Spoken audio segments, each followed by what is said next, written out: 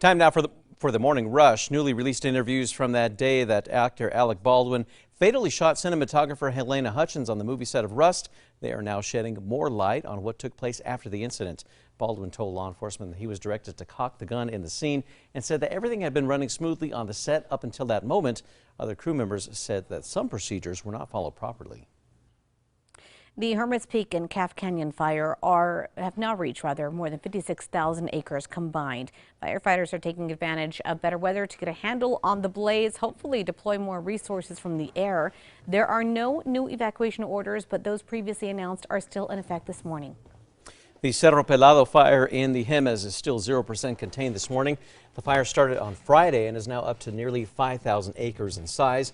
The Sierra Los Pinos and Coche de Mesa communities remain under mandatory evacuation. The Cooks Peak fire has burned about 52,000 acres. It's only 9% contained as of right now. Rialto, Sweetwater, and Sunnyside all still under evacuation orders. Miami and Philmont Scout Ranch, you've been told you could be evacuated.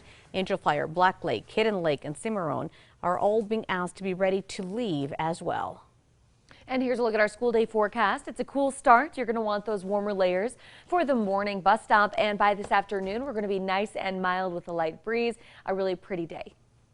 The governor is now asking New Mexicans to refrain from buying and selling fireworks. The governor signed an executive order urging municipalities and counties to ban the sale of fireworks in their communities. Now, the governor cannot order a ban on fireworks statewide, but she can prohibit the fireworks and campfires on state-owned land. 2 people are behind bars this morning accused of breaking into an Albuquerque barber shop. Michael Benavides and Cristina Castorena are accused of burglarizing Fonzie's barber shop near Lomas and Amherst. The pair was arrested as they left the business. Both Benavides and Castorena are facing residential burglary charges. Authorities have found the body of the Texas National Guard member who went missing after attempting a rescue along the U.S.-Mexico border. Specialist Bishop Evans went missing on Friday after attempting to rescue 2 illegal immigrants in the Rio Grande near Eagle Pass. Texas Rangers say that they were smuggling drugs. Erica. And here's a look at the threat index for today. It is going to be high. We'll see high fire danger in the Northeast Highlands and southern Colorado. Happening today, Defense Secretary Lloyd Austin is in Germany building support among U.S. allies for further military assistance for Ukraine. In the meantime, the UN Secretary General is meeting with Russian President Putin in hopes of securing a ceasefire. After that, he'll travel to Kyiv later on this week to speak with Ukrainian President Zelensky. This morning, the Sunport will perform an emergency training exercise that will feature a simulated airplane crash with crash victims, first responders, and other partner agencies. Just in case you see something concerning on base, just know that it's likely this drill. The FAA requires such exercises every 3 years. Erica. And here's a look at the traffic maps. Those are clear. Trackers heading east on I-40 near the Big I, and everything's still moving right along. One domesticated pig is safe this morning at the Northern Arizona Animal Search and Rescue. This after being taken out of harm's way of the tunnel wildfire in Flagstaff. The rescue facility hopes her family will be reunited with her soon. Time now for the 5 facts. We start with number 5 here. 2 Rio Rancho teens are being hailed as heroes this morning after they saved a man from a house fire. 18-year-old Brooke Curley and 17-year-old Sophie Scherter were sitting in a car when they saw their neighbor's home in flames. The homeowner, Mary, was able to make it outside. Her husband, though, and dog were still inside the burning house. The teens went inside the home to save him. Unfortunately, they weren't able to save the dog. At number 4, crews continue to battle fires in northern New Mexico as 2 raging wildfires have now merged into one. The Hermit's Peak and Calf Canyon fires have reached more than 56,000 acres combined in size.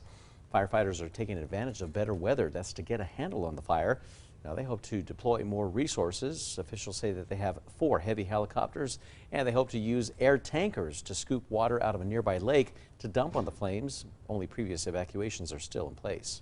And at number 3, it is going to be a warmer and breezier day.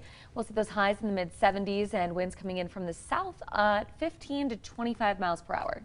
At number 2, a judge has denied the request of a teen accused of throwing her newborn into a dumpster to have visitation rights with that baby.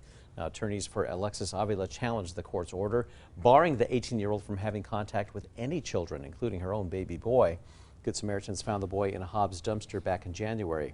Now, Avila told investigators she did not know that she was pregnant and panicked.